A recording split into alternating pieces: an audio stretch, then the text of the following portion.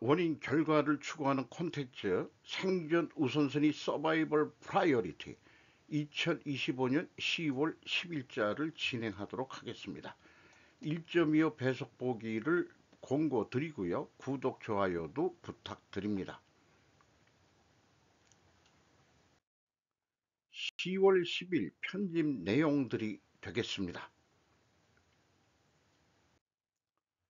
트럼프 행사한 황금주 도입하자는 박현주, 일주만 가져도 막강한 이 주식 뭐길래란 제목으로 노자훈 기자가 조선비지에서 10월 9일 보도한 내용입니다.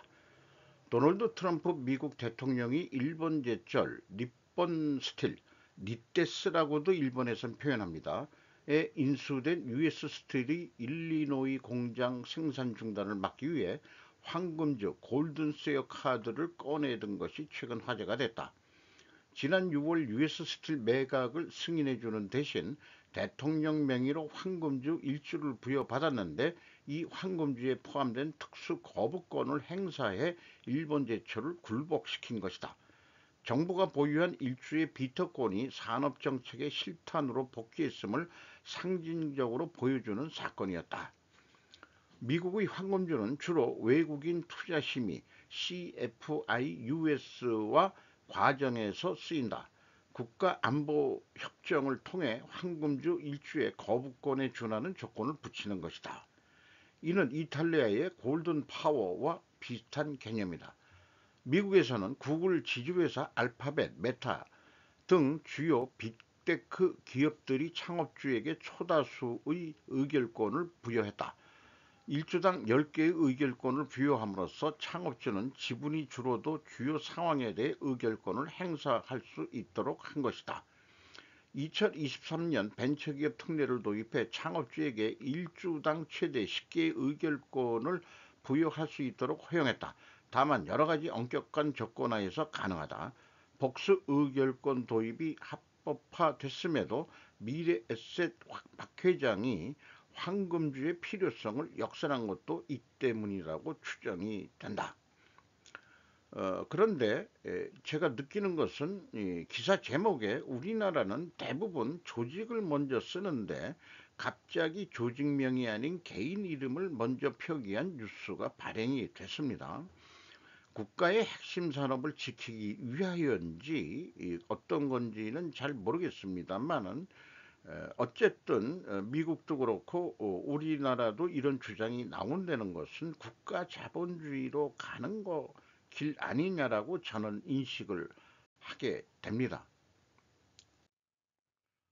또 하나의 다른 뉴스는 단독 박연주 투자는 밸런스 미 50% 중국 30% 인도 20%로 일본은 없네요. 윤지영 기자가 서울경제에서 2025년 10월 9일 밤 9시 54분에 보도한 내용입니다.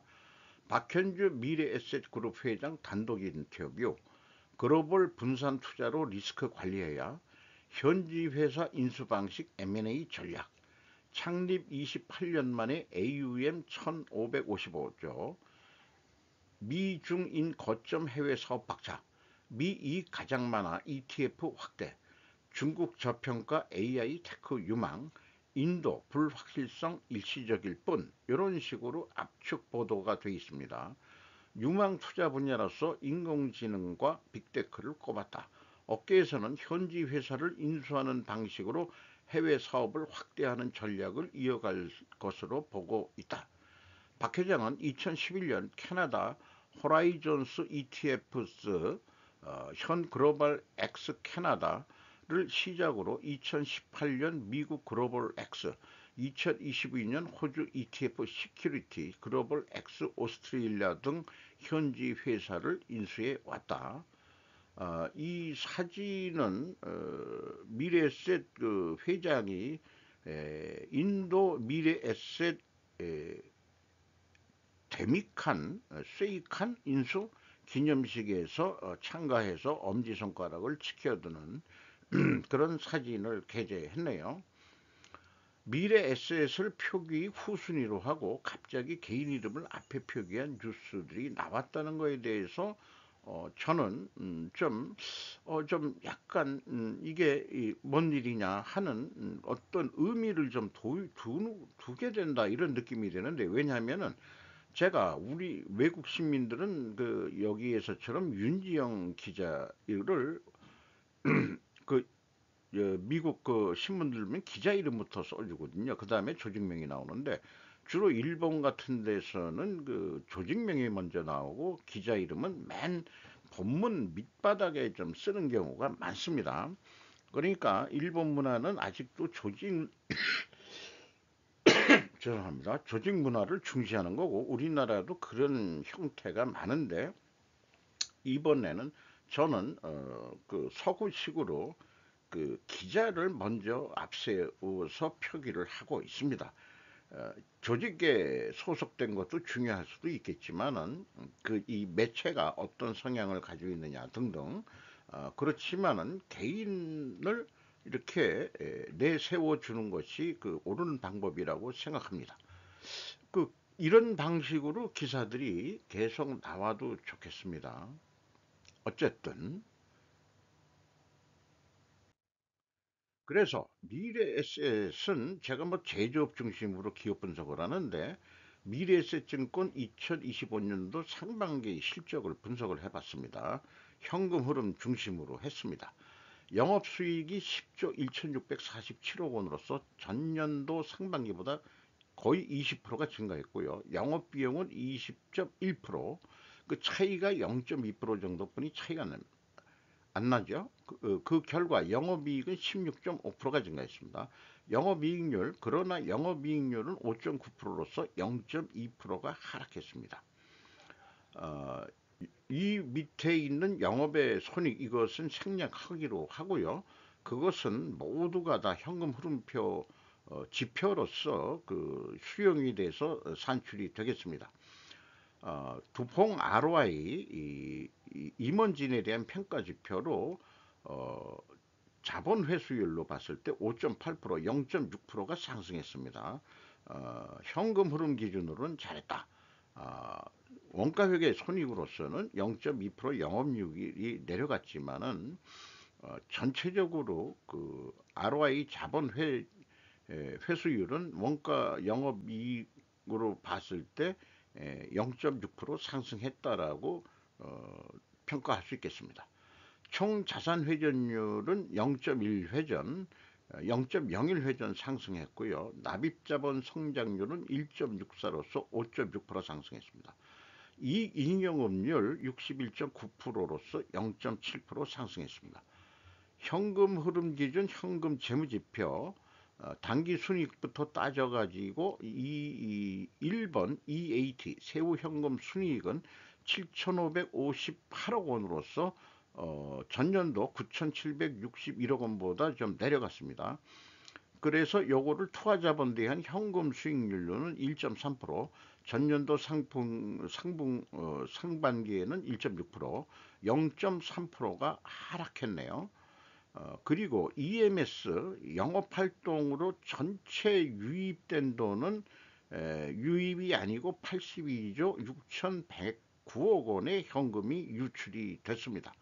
최종 벌어들인 돈은 얼마냐? 4조 2,446억 원이 되겠습니다. 이걸 검증하는 산식이 또 다 있고요. 그리고 어떤 돈들이 그렇게 많이 나갔느냐? 캐펙스 비유동 자산의 흐름, 86조 원의 현금이 이것은 이 현금화됐다는 얘기니까 비유동 자산이 그만큼 줄어들었다는 것으로 해석하면 되겠습니다. 그리고 이 이익 잉여금으로서 채권자 잉여 현금 흐름은 2조 6,688억 원으로서 투하자본 대비 레버리지율은 82.7%, 83.7%에서 1%가 하락했습니다. 현금 이자율은 1.8%가 되겠네요. 주주 잉여 현금 흐름은 1,466억 원으로서 그 ROE로 따진다면은 0.2%에 해당하겠습니다. 1번과 2번을 더한 회사 전체의 잉여 현금 흐름은 2조 8천억 원이 되겠습니다. 이렇게 그 금융업이 아닌 제조업 등은 레버리지율이 50%가 넘으면은 경영권을 잃죠. 그러나 금융업만큼은 특혜라고도 할 수 있는 게 BIS라는 표준으로 기억상 9% 자기 자본 비율을 가져가야 된다. 그러니까 91%까지는 차입을 할 수 있겠습니다. 그래서 저는 생각하는 게 이 세상이 금융자본주의라고 보아야 하지 않겠느냐. 경제적 공산주의 대 자본주의의 대립은 없어졌다고 저는 인식하고 있는 중입니다. 이러니 제조업 민간기업에서 금산분리 규제 풀어달라고 요구하고 있는 거 아니냐 이렇게 생각을 합니다. 현실적으로 국내에서 우리는 IMF DJ 때 IMF를 극복을 했다고 그러지만은 제조업 대 금융업에 대한 세력 균형을 보면은 경상 세력 대 호남 세력의 대립 관계라고 저는 그렇게 인식을 하게 됩니다. 주가를 보면은 21,700원으로서 연초보다 무려 13,560원이 상승했고요. 그 다음에 그 BPS 기준으로도 그 상승을 했고 PBR 124% 1.24 무려 75%가 주가가 상승했습니다. 5% 이상 주주를 보면 미래 에셋 캐피탈이 32.37%, 네이버 주식회사가 8.31%, 국민연금공단이 6.91%, 그러면은 미래 에셋 캐피탈주의 최대 주주는 이 지금 나온 박현조 씨가 34% 수준의 주식을 가지고 있습니다. 외국인으로서는 요게 좀 안 보입니다만은 10점 몇 프로가 제가 요거 저 7,400만 원 주니까 어 7점 몇 프로가 아니겠네요. 그 좀 더 10점 몇 프로가 될 것 같습니다. 세븐아이 HD 홀딩스의 뭐 약자인 것 같습니다. 현대가 아니죠. 순이익 2.3배, 국내 편의점 부진 8월 중간 결산. 지지통신 경제부에서 일본은 기자 이름이 안 나오는 경우가 많습니다. 10월 9일 세븐아이 홀딩스가 9일 발표한 2025년 8월 중간 연결 결산은 순이익이 전년 동기 대비 2.3배인 1218억 원이었다. 전년에 넷 슈퍼로부터의 철퇴로 손실을 계상한 반동의 가세에 이토요카도 등 수표 사업이 복죠. 해외 편의점의 이익률도 개선이 됐다. 한편 국내 편의점은 침체. 세븐앤아이는 편의점의 사업을 집약하고 슈퍼나 외식 등은 9월부터 연결 대상에서 제외되고 있다. 도쿄 시내에서 기자회견을 한 스티븐 헤이스 데이커스 사장은 세븐일레븐 방문 빈도가 낮아지고 있다. 조기에 객수 회복을 목표로 하고 싶다라고 이야기했답니다. 매출액에 해당하는 영업수익은 6.9% 감소한 5조 6,166억엔, 해외 편의점에서 휘발유 매출 수입이 감소했다는 것도 편의점에서 휘발유까지 판매를 하네요. 우리나라 세븐일레븐하고는 좀 형태가 영업 형태가 좀 다른 것 같습니다.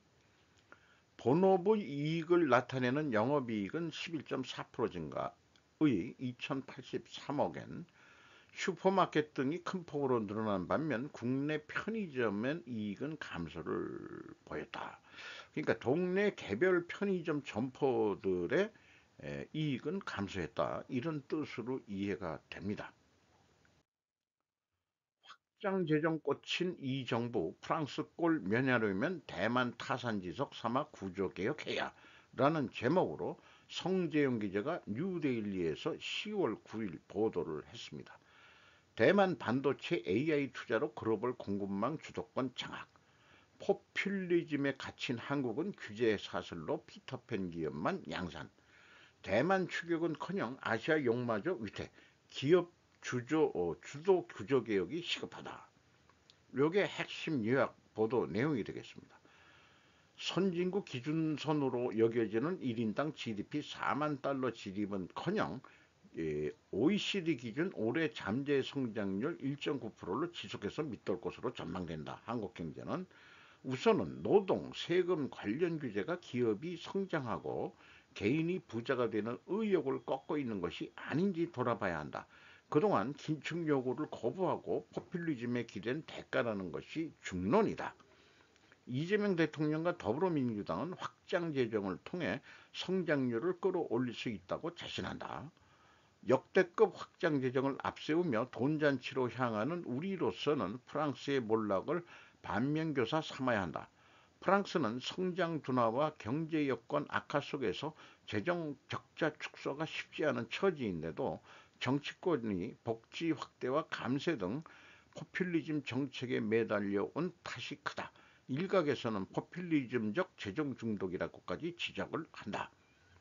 최태원 대한상의 회장은 한국은 기업이 성장할수록 지원은 줄고 규제는 늘어나는 역전적 구조라며 기업 규모별 규제가 존재하는 한 기업 입장에서 성장 요인이 없는 만큼 현재에 머무르는 것이 유리하다고 지적했다. 요거를 어른이 되고 싶지 않은 피터팬 중흥인이라고 언론에서는 표현을 하고 있네요. 공학도들의 창업 열기가 쉽고 우수 청년들이 해외 유출도 심각하다. 그런 것들의 증상이 의대 블랙홀 같은 거, 의대에 개나 소나 다 하고 공학 이과대에는 잘 안 들어가는 그런 거, 인재 유출 이런 등등이 지금 우리나라에서 일어나고 있는 거 아니냐라고 얘기를 하고 있는 거죠. 주력 제조업의 구조 개편이나 신성장 산업 육성, 규제 혁파, 인재 유치 등 어느 분야에서도 뚜렷한 성과를 내지 못했다. 우리 경제가 지금 필요한 것은 돈잔치가 아니라 기업 주도 성장이다라고 표현하고 있습니다. 그리고 구조개혁의 필수 조건은 규제 개혁이다. 과도하거나 불합리한 규제를 걷어내야 혁신과 성장이 촉진된다. 디지털 기술의 발전 속도만큼 규제 개혁이 시급하다. 이재명 정부가 AI 3대 강국 도약을 선언했지만 경제 체질을 바꾼 구조 개혁이나 기업 활성화 전략은 뒤따르지 않았다라고 진단을 하고 있습니다. 자, 이제까지의 내용의 핵심 갈등은 뭐냐? 그러면은 이것을 갈등 해소도로 우선은 그려보면은 성공적 정권 유지를 위하여는 그것이 진보 정권이든 보수 정권이든 포퓰리즘 정책을 반드시 해야 한다. 포퓰리즘 정책을 반드시 하기 위하여는 반드시 재정을 확정해야 한다. 한편 성공적 정권 유지를 위하여는 기업 주도 성장도 도모해야만 한다. 반드시. 기업 주도 성장을 하기 위하여는 반드시 긴축재정을 해야만 한다. 이 긴축재정은 말을 약간 완화시켜서 안정재정이라고도 표현해 볼 수 있겠습니다. 수지가 좀 맞는 재정 수지가 맞아떨어지는 그런 수준이요. 그래서 이 기자가 한 어휘들 그런 증상들을 통해 가지고 앞에 갈등 상황을 해 가지고 어떤 증상들이 지금 쭉 설명한 것을 충분 조건 논리로 이렇게 왼쪽에서는 건정 재정을 갔을 때 기업 규제 혁파를 해야 되고 이 기업 규제 혁파는 신정상 산업 육성을 할 수 있게 되고 그 다음에 기업주도 구조개혁이 일어날 수 있다. 이 두 가지의 성공에 의해 가지고 우리나라는 지속 가능 경제 성장률이 올라갈 수 있다. 그렇게 되면은 국가 부채도 감소할 수 있다. 그것은 성공적 정권 유지가 될 것이다. 그런데 한편으로 확장 재정을 했을 때 포퓰리즘 정책에 의해서 복지 확대를 해야 되니까 기업 지원은 축소가 되죠. 복지 확대를 하게 되면은 기업 지원 축소에 따라서 의대 같은 데만 사회적 지위가 높은 의대 같은 데만 들어가려고 한다. 이과 공학도들은 줄어들고 이런 그 기업 쪽으로 안 가고, 또 복지 확대를 위해서는 기업 규제가 강화되는데, 기업 규제가 강화되면은 또 여기 의대 브로커회에서 인재 유출이 일어나고, 기업 규제가 되면은 기업 내에서도 인재 유출이 되고, 또 기업으로서는 피터팬 증후군이 일어나 가지고 그 모든 것들이 기업 지원 축소와 인재 유출과 피터팬 증후군에 의해서 우리나라 경제 성장률은 저하가 될 것이다. 이게 표를 기자들이 이 기사를 쓸 때 이런 현재의 상황이 이러니까 이런 거를 해야 된다라는 거로 얘기는 했는데, 조금 더 이렇게 논리적으로 기술을 해주면은 조금 더 일반인들이 이해하기 좋지 않겠냐. 그래서 제가 논리, 결과 원인 결과라는 것을 이제 콘텐츠로 좀 내세우는 만큼 필요 양보다도 질로서 그러한 뉴스거리들이 있을 때 좀 이렇게 우리가 논리, 현재 상황 틀이라고 얘기할 수 있겠습니다. 그러면 국가 이렇게 경제 성장률 저하면은 결국적으로 확장 재정을 계속하기 위해서는 기업 증세가 불가피한 거죠. 여기에다가 하나 더 붙인다면은 이 국민소득세 감세라든지 이런 것도 하나 더 붙일 수 있겠습니다. 기업은 증세라는데 여기다가 또 하나 붙일 수 있다는 게 상속세 유지입니다. 이쪽에서는 하나 여기다가 또 추가로 넣을 수 있다 그러면은 기업 규제 혁파 속에 여기에는 여기다 집어넣어도 안 될 건 없을 거고요. 상속세 인하, 이쪽에서는 상속세 유지. 우리나라가 상속세가 세계에서 거의 뭐 1, 2위 정도로 높다 그러니까요. 누가 기업을 하고 싶겠느냐. 그러니까 편법 상속이 일어나고 삼성이 부당한 기업처럼 불법 상속을 했다. 이거 가지고 한 7, 8년 끌어가지고 최근에 와서야 무죄로 선고를 받았죠. 어쨌든 이게 나와가지고 선순환이 돼서 성공적 정권 유지 쪽으로 이 곡선이 연결돼야 되는데, 확장 지정을 계속하려면은 이쪽으로 가게 돼가지고 악순환의 고리가 뺑뺑뺑뺑뺑뺑 계속 돌아가게 된다. 그러면은 국가 부도가 난다. 이렇게 좀 설득을 좀 해야 되지 않겠냐, 이해를 하는데, 이런 것들을 우리가 좀 이 세상을 바라보는 거를 이렇게 논리적으로 저도 인식을 해보려고 노력을 하는 거죠. 그래서 어저께 일본 뉴스에서는 뉴스 내용으로 현재 상황 트리를 작성할 수 있었는데, 거시경제적인 쪽으로 표현해가지고 제가 이렇게 그려가지고 5천억 달러바 재협상 등 이런 걸 통해 가지고 성공적 정권 유지, 금리 인상과 금리 인하 쪽 이쪽에서는 거시 경제 쪽으로 출발을 해가지고 이렇게 해 나가는데, 그렇게 이제 이렇게 이 상황, 일본 상황을 인식을 했는데, 제가 어저께 의문을 던진 것은, 자, 긴축 재정이 금리 인상으로 가는 건데 시중에 돈을 갖다가 끌어들이려고 하는 거니까 금리 인하는 거꾸로 돈을 푸는 거고요. 그런데 미국은 지금 금리 인하를 연방은행에 압박을 넣으면서도 긴축 재정은 또 하고 있죠.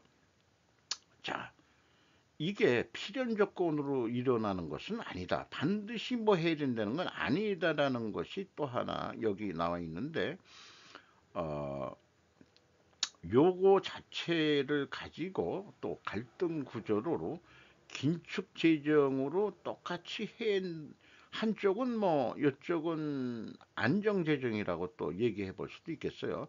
그런 식으로 해서 이 미래 상황이 어떻게 벌어질 건가, 이런 것들은 말만 바꾸면 됩니다. 말만 바꾸면 되는데, 반대로 바꾸면 되는 거예요. 그러니까 이렇게 먼저 현재 상황나무를 그려놓으면은 미래 해결책을 뭘로 어딘가는 여기에 주입을 해가지고 이 갈등 것을 어, 제거해야면 됩니다. 여기에 그 해결책이 주입이 돼야 됩니다. 여기에 해결책이 뭔가 주입이 되는 식으로 이쪽에다 뭐 그려도 좋고요. 그것은 이렇게 화살표를 거꾸로 주입을 한다. 주사, 백신, 백신을 놔야 된다 이런 얘기예요. 그런 게 과연 뭐가 있을지는 모르지만은 전문가들이 또 답을 찾아낼 수 있을지도 모르죠. 그래서 이런 표현을 해보고 싶어요. 한국 뉴스는 포퓰리즘이란 이념적 개념보다는 금융적 측면도 고려해서 아까 그 우리나라 그 뉴스 그런 것들도 한번 작성할 능력이 기자가 있어야 되지 않겠냐. 뉴데일리가 약간 보수적인 성향의 언론 매체인 것 같습니다만은 제가 좀 뭐 전문가 문외한이긴 하지만은 금융적 측면도 그 포퓰리즘이라는 용어를 좀 빼고서 우리나라 경제 현실을 확대 재정이라는 차원에서 다시 그려볼 수 있게끔 아마 표현해 보는 역량도 필요하지 않겠냐. 요렇게 또 생각이 들어가네요.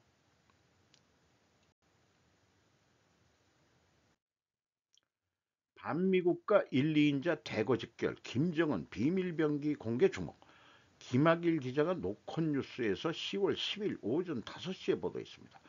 평양에 모인 그들 다극화 연대 과시하고 16년 만에 중국 총리 북한 공식 방문했고 러 2인자 메드베데프 통합 러시아당 의장이 참가했고 노동당 통합 러시아당 공동성명 발표에서 북핵 용인 해석이 나왔고 김정은 연설 내용에 딸 주의 등장 여부도 관심 했는데 그 10월 수일 그 북한 창설 그러니까 그 북한 인민공화당 창설 그 기념식인가 그렇죠? 뭐 중화민국 쪽에서는 거꾸로 10월 10일이 쌍십절로 중화민국 건국일이기도 한데 어쨌든 10월 10일은 뭔가 의미가 있습니다. 리창 총리가 외상을 만나서 악수하는 자리. 그 다음에 이제 그 메디데데프 그 사실은 이게 허사비 대통령 했다가 지금 이렇게 또 이렇게 이제 또 와가지고 이 공식 그 사열을 받는 국빈 대접을 받고 있네요. 리창은 어떻게 대접을 받는지 그런 사진은 언론에서 그 발췌가 안 된 것 같습니다. 김정은이 담배 피우는 모습이 어떻게 또 소개가 됐고요. 국제정치 각축자된 한반도 북중로 밀착석 한미일 연대 불투명 정영교 이유정 기자가 더 중앙에서 10월 10일 오후 4시에 보도했습니다. 김정은 북한 국무위원장이 노동당 창건 80주년 기념일 매년 10월 10일 노동당 창건이군요. 그 국가 창건이 아니고 평양에서 북중로 중심의 반서방 다자연대를 과시하며 존재감 굳히기에 나섰다. 이달 말 경주 아시아태평양 경제협력체 에이펙 정상회담에선 미중일 등 주요국 정상이 직결하는 가운데 한반도가 국제정치의 복합 변수가 얽혀드는 각축장이 되는 모양새다. 한국은 한미일 연대 공고화와 중로 관계의 안정화라는 과제를 놓고 최적의 균형점을 찾아야 하는 입장에 놓였다. 다시 모인 북중로 이벤트에 베트남도 꼈다. 김정은은 적수들의 흉포한 정치 군사력 압력 작동에 초강경 맞서 있다고 주장했다. 전쟁과 패권을 반대하는 진보 진영의 장성을 강력히 촉진하고 있다고 보도했다. 김정은은 반미 반서방 연대에서 자신들이 차지하는 역할을 강조하면서도 한미를 직접 거론하지 않는 등 비난 수위는 조절하는 모습이었다. 이런 또 표현이 나오네요. 중북 배로의 순서로 그 이 서 있는 순서를 배열했는데 북중러라고 얘기하면은 여기 그 러시아 메디베데프가 열로 서야 되는데 왜 이번에 베트남이 그 김정은 그 왼쪽에 섰느냐? 공산당 총석이 최고 지도자니까 자기는 그 메데세프는 그 저거죠. 그 허수아비 2인자니까 그러니까 이렇게 세운 것은 북한 정치하는 사람들도 상식적이니까 이렇게 쓰는 것은 맞을 것 같습니다. 음, 러시아가 뭐 기분 나쁠지 어떨지는 모르겠습니다만은 그래서 또 다른 뉴스는 김정은 리창 고위급 왕래 전략소통 강화 중서열 5위는 북대사관을 방문했다. 신경진 기자가 10월 10일 오후 2시 15분에 보도한 내용입니다. 리 총리의 회담 의전은 지난해 4월 13일 방북한 서열 3위 자오로지 전국 인민대회 대표 상무위원장 접견과 같은 수준으로 진행됐다. 다만 북한은 전날 밤 능라도 5.1 경기장에서 열린 창당 80년 기념 행사에서 리 총리에게 김 위원장의 오른쪽 주빈 좌석을 제공했다. 또 롬 베트남 공산당 또롬 베트남 공산당 총서기와 드미트리 메드베데프 러시아 국가안보위원회 부의장보다 앞선 의전으로 중국을 먼저 배려를 했다. 이런 얘기가 되겠네요. 소식통에 따르면 트럼프 행정부 관리들은 반란법 인슈렉션 액트 발동에 대해 진지하게 논의하고 있다고 합니다. 큐트니 큐브 MBC 뉴스에서 화요일 2025년 10월 9일 날 보도했습니다. 백악관 관리들은 최근 며칠 동안 도널드 트럼프 대통령이 법 집행 목적으로 현역 군인을 미국 내에 배치할 수 있는 권한을 보유하는 19세기 거의 사용되지 않는 법인 반란법을 발동하는 것에 대해 점점 더 진지한 논의를 지금 하고 있다. 이런 얘기들이 되겠습니다. 그래서 어저께도 제가 반란법과 내란죄에 대한 용어정의 우리나라에는 반란이라는 형법이 없습니다. 현재 내란죄라는 것은 있습니다. 그러니까 그것을 반란을 우리는 내란죄로 해석을 하면 되겠네요. 그러니까 윤석열 전 대통령이 그 계엄을 한 것이 내란죄로 지금 몰아가고 있는데 그게 내란죄로 판결이 날 것 같기도 하고 어떻게 될지 잘 모르겠습니다. 어쨌든 이 반란법은 1992년 LA 폭동 당시 캘리포니아주 지사가 요청이 있을 때 마지막으로 사용이 됐는데 지금 포틀랜드나 시카고에 주 방위군을 투입하겠다는 얘기는 주지사들은 가만히 있는데 트럼프 아저씨가 어, 요청하지도 않았는데 투입을 하겠다. 이게 이제 문제가 되는 것 같습니다. 백악관 관계자는 대통령의 비전을 어떻게 달성할 수 있을까라고 말하기 위해 열심히 노력하고 있습니다. 백악관 변호사들도 그렇고요. 그리고 밀러가 이제 그 관세를 강화해야 된다라고는 그 책사인데 시카고와 폴틀랜드에서 반대하는 시위대가 연방 정부의 조직적 폭력에 가담하고 있다고 설명을 하면서 이대로는 안 된다. 주 방위군이 군인이 에, 계엄군처럼 들어가서 질서를 유지해야 된다는 것으로 지금 진행하는 것 같습니다. 이스라엘 하마스 1단계 합의부 서명 정전 인질 석방 전망 마이안 루벨 니달 알 무구라비 발음 어렵네 로이터 10월 10일 보도했습니다. 이스라엘과 팔레스타인 자치구 가자의 이슬람 조직 하마스가 9일 트럼프 미국 대통령의 평화의 첫 단계로 휴전과 인질포로 교환 합의문에 서명했다. 이스라엘 총리부는 10일 정부가 가자 정전 인질포로 교환 합의를 승인했다고 발표했다. 하마스의 가자 지도자 하릴 알 하이야 씨는 미국이나 아랍 제국의 중개자 등으로부터 가자 분쟁의 항구적 종결을 확인하는 보증을 얻었다고 말했다. 이 합의에 의해 전투는 정지하고 이스라엘은 가자에서 부분적으로 철수, 하마스가 이스라엘에 억류된 수백 명의 죄수를 대가로 나머지 인질들을 모두 석방하게 된다. 트럼프는 12일 중동으로 출발하겠다고 밝혀 이집트에서 열리는 가자 정전 합의 조인식에 참석하고 이스라엘 의회 크네세토에서 연설할 뜻을 내비쳤답니다. 한 어린애가 그 팔레스타인 국기를 몸에 이렇게 두르고 있는 것들은 애들을 이렇게 이용해 먹어도 되나 모르겠어요.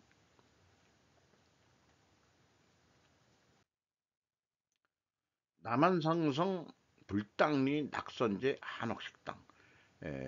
국가적으로 북한의 10월 10일이 뭔가 그 의미 있는 창건 기념일이라는데 어쨌든 저도 10월 10일이 기념할 날이 돼가지고 남한산성 불당리에 있는 낙선제 이름이 그저 창덕공원에 있는 낙선제 이름을 그대로 흉내낸 한옥 식당에서 럭셔리한 점심 식사를 먹고 비가 내리는 아주 그 맑은 공기 속에서 하루를 보내고 왔습니다. 속보 극우 다이끼찌 총리 선출 빨간불 공명당 자민당과 결벌 각자의 길 이보희 기자가 서울신문에서 10월 10일 오후 5시 10분에 보도했습니다. 일본 자민공명연합 26년 만에 붕괴. 일본의 열린여당인 공명당이 집권자민당과 결별을 선언하며 다카이치 사나의 자민당 총재의 차기 총리 선출에 빨간불이 켜졌다. 자민당은 공명당을 제외하고도 일본 최대 정당이라 이달 중순 국회의 총리 지명 선거에서 여전히 다카이치를 차기 총리로 선출할 가능성이 크긴 하지만 과반수 의석이 없는 만큼 좌절 가능성도 배제할 수 없는 상황이다. 10일 공명당의 사이토 데스오 대표는 다카이치 자민당 총재와 회담을 가진 뒤 자민당과는 더는 같이 할 수 없다는 입장을 전달했다며 앞으로 각자의 길에서 최선을 다하자고 악수하고 헤어졌다고 밝혔다. 또한 지난 5일 밤 다카이치 총재가 극비리의 보수 성향 야당인 국민민주당의 다마키 유이치로 대표와 만나는 것에 대해서도 공명당은 분노했다. 자민당 새 대표가 열린여당인 공명당 대표와 연립정책 합의도 맺기 전에 다른 야당 대표를 먼저 만났기 때문이다. 특히 공명당 내부에서는 자민당이 비자금 등 정치자금 규제에 대해 충분한 개혁안을 내놓지 않으면 자민당과 연립을 끝낼 수도 있다고 요구하고 최종 방침 결정은 사이토 대표에게 일임했었다는 거죠. 요거는 총재 선거 때 뭐 영어로 이렇게 썼네요. 리버럴 데모크라틱 파티 오브 재팬 프리지덴셜 일렉션 이렇게 그 총재 때 그 총재 선거에 표현하고 있네요. 오늘도 좋은 하루 되시기 바랍니다.